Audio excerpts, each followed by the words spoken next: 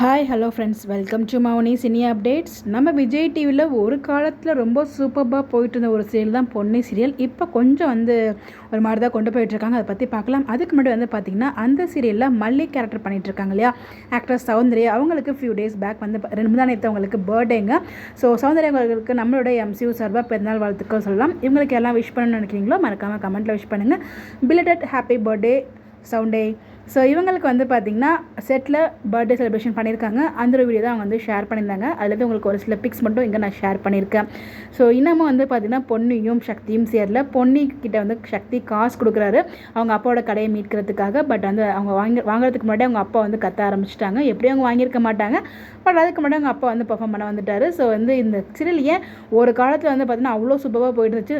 Afternoon ஸ்லாட்டில் number 1 சீரியலும் இது தான் இருந்துட்டு இருந்துச்சு. பட் இப்போ பார்த்திங்கன்னா பொன்னியும் சக்தியும் பிரித்து வச்சு வில்லேஜில் அவங்க வீட்டை ஃபேமிலியே காமிக்காமல் ஃபுல்லாக இவங்களை பற்றி புது கேரக்டர் இன்ட்ரடியூஸ் பண்ணி அது நல்லா தான் இருந்தாலும் பட் அந்த லெவலுக்கு இல்லை. அந்த குட்டி பாப்பாலாம் ரொம்பவே நான் மிஸ் பண்ணுறேன்.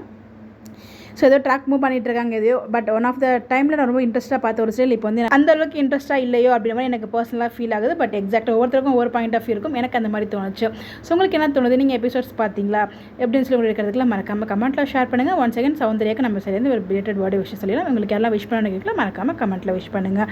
இந்த மாதிரி அப்படி தெரிஞ்சுக்கா நம்மளோட சேனலை ஃபாலோ பண்ணிக்கோங்க. Bye bye.